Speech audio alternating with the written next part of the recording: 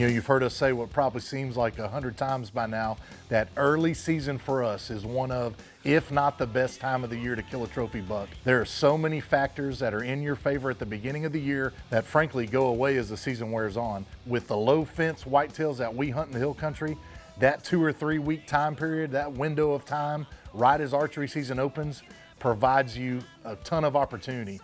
If everything goes right, you have a real chance to see as many bucks in one sitting as you may see all year long. We just want control. I'm on my own, here we go. Come on, man, put it on me if you want it.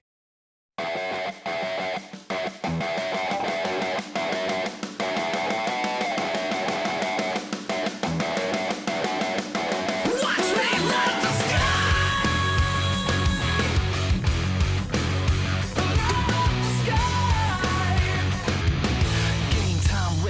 mint condition, lights out, stomping all competition. My utmost to his highest, it gets no flyer. We set the mainframe on fire. Cold red for the lead from the pedal. I push to the metal, the dust never settles. F5 level, kick up the bass and the treble. Cause faith, that's a rebel. I can show you the devil. I blaze a trail like the rays from tail light sound, shaking the ground like earthquakes and hail might. Someday I'll die, but not tonight. Excuse me while I light up the sky.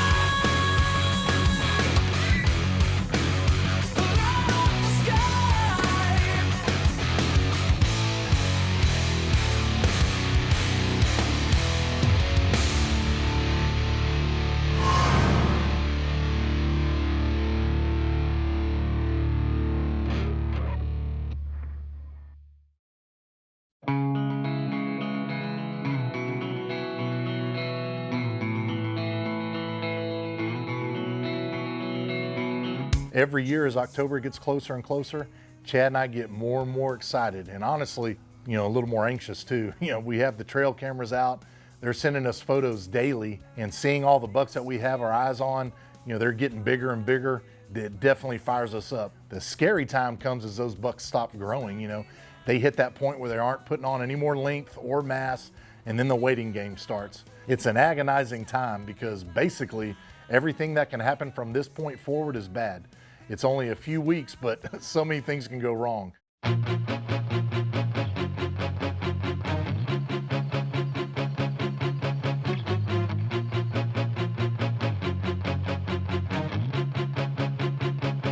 We've had bucks that damage their racks late, right at the end of the antler growing process. You know, we've had them get hit by cars on a nearby highway. You know, every year at least one, usually more, disappear.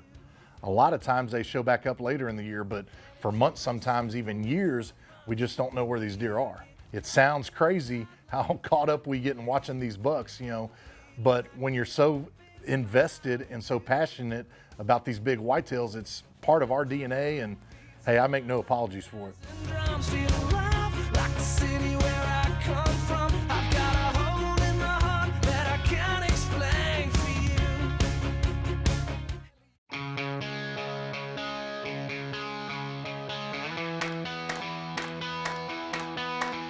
You know, so you ask, what's the big deal about early season?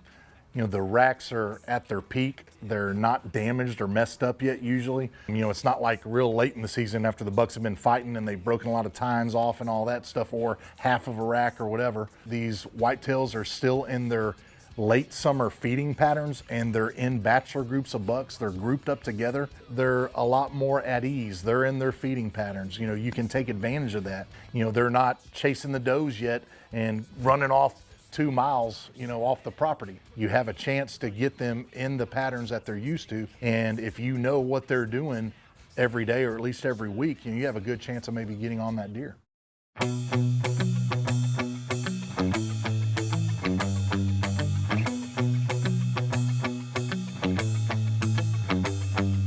This particular trip, Chad and I both had a couple of bucks that we were watching. You know, Chad had a true honey hole picked out. He had several great looking bucks, you know, that were in bachelor groups that were coming in. And as far as whitetails are concerned, we usually try to let whoever has the hottest spot when we're on a trip, you know, hunt first. And he definitely had a little more action going on at his stand. So the first afternoon, Chad's up. Hopefully the bucks he's seeing cooperate this evening for us.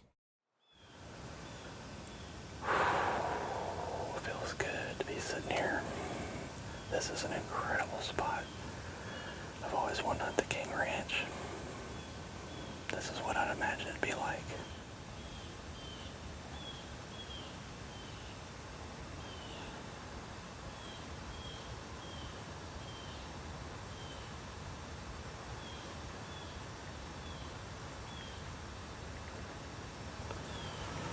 It's a shooter. I don't know what deer it is. Big body. Big frame. Let's get ready just in case.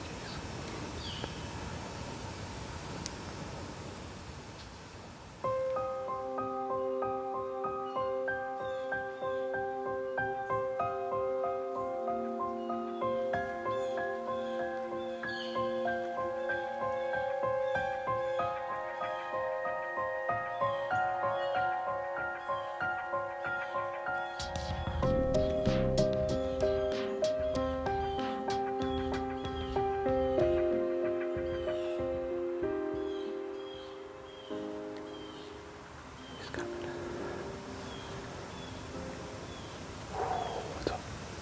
That's a monster.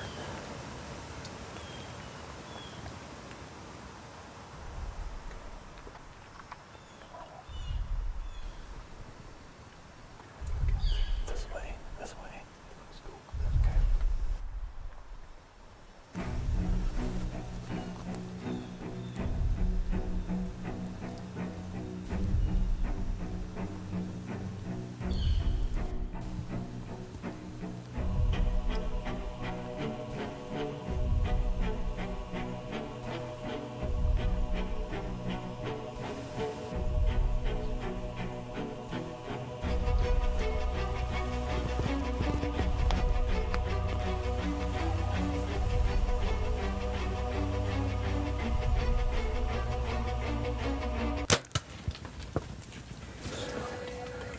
Smoke City, baby. Yeah. That's a bruiser 11-pointer. I smoked him. I saw blood everywhere. Oh man. I am nervous. Let me tell you. Unbelievable. I mean, I was shaking so bad, I didn't think I could make a good shot. Thank you, man. Thank you. Let's get this thing shaking like a disco ball. This is your last one and I'm gonna see you go.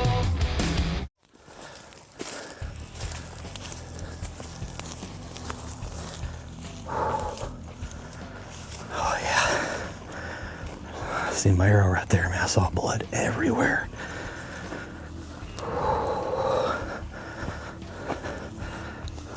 Oh, man, there's a bunch of blood right there. Blood right here. He went back down this low spot. Scott, look right there. Where? Look, he's freaking laying in the bushes. His head's up in the air. You see that? That's crazy. Look at that. What a deer. Oh, man. Oh, boy, he is a mess. That broadhead tore him up. Whew, my goodness. He's bigger than I thought. Massive, long beams. Hey, and a 6.5-year-old, I love shooting a mature deer. It's not even the rack size that matters, but this is a bonus. Definitely a huge bonus. That's why I shoot a Matthews right there. You fill me up, you give me life, and I can't believe it.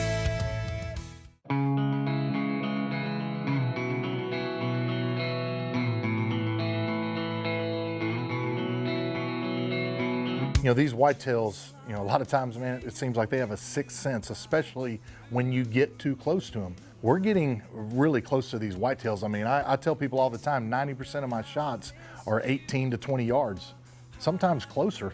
I mean, I've had shots that are 12 to 15 yards because these deer are coming so close, especially when we're using ozonics. We're able to get away with a lot.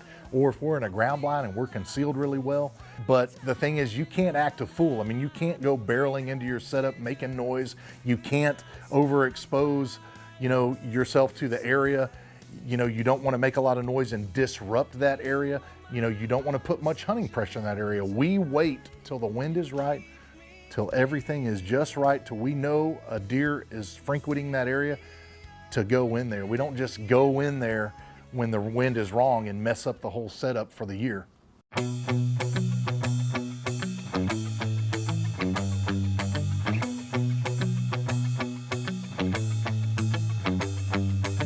One thing about hunting these early season bucks too is, especially when they're bachelor grouped up, kind of like it's like the monarchy, the age classes come in. You may have the younger ones come in first to kind of give the all clear, and then you may have the 3 and 4 year olds after that, and then the 5 and 6 year olds. But what happens so many times with so many of my friends and so many hunters, they don't wait that long. That first buck starts coming in and they get so excited they shoot that 2 or 3 year old, when if they would have just waited, especially early season with these bachelor groups of bucks, the wave of activity continues as the evening progresses and the older deer start working in, and you get a shot at a better buck if you just wait sometimes. This ground zero with the ground blind on top of it is perfect for this setup. We've seen good bucks here in the past, shot some good bucks, but I tell you what, having the ground zero being elevated and protected in there with noise, the wind, everything. I mean, we do have a good southeast wind. It should be going over our shoulder, which is what we want, but also to be contained in that ground blind and elevated is awesome. You just get a better view of everything and get some more shot opportunities.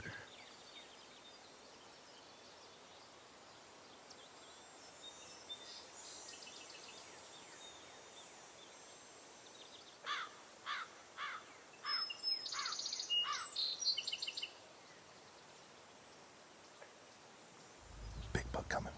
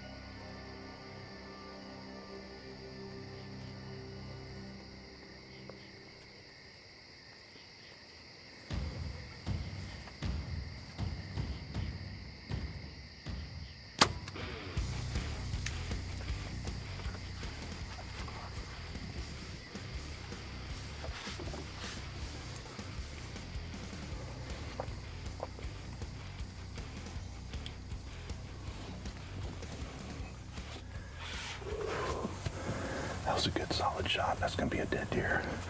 That's a beautiful, solid 10-point mature deer. Wow. Oh, my brother from another mother, Chad Stevenson, EWT boy, shot a beautiful buck yesterday evening. The same scenario happened this evening. Buck came out early and we got it done. Yes. When you don't get a complete pass through like that, you want to give that deer time. I mean, anyway, even if you get a perfect pass through, you want to let that deer run off and die. We're going to give this buck a little bit of time, at least 30 minutes or so. The sun's about to go down. We're going to bust out the blood trackers after we wait a little bit, and we'll start tracking this buck.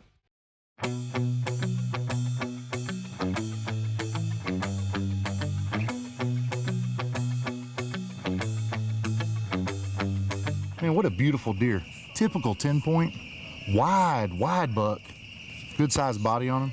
It's opening weekend archery season. These bucks are in that late summer feeding pattern. And then sometimes they're a little more lax. I mean, it's my favorite time to hunt. Look at this buck though. Look at that rack. Is that just gorgeous? One of the prettiest deer I've ever seen. Just a great hunt.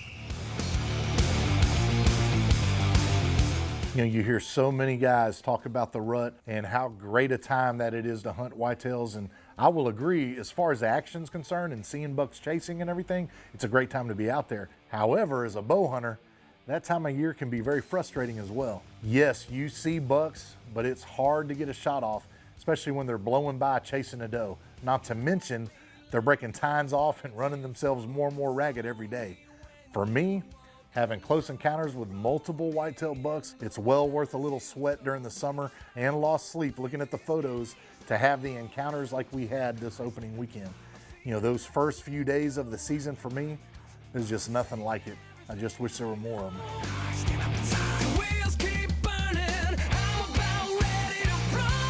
When I get angry, I feel weak and hear these voices. You know, one of the greatest pieces of technology that has absolutely revolutionized the hunting industry has been the advent of the scouting camera almost 20 years ago. It's amazing what we're able to do now because of scouting cameras. For me, it has made me such a more patient and enduring hunter. When you're able to take a picture and a photo of a buck that you know is there, and you go back into that area, it really provides patience for you to pass even really good animals because you know that something extra special is really there. I am so thankful for that technology. But you know, it got me to thinking about what the Bible says in Romans chapter 8 and verse 28 about life.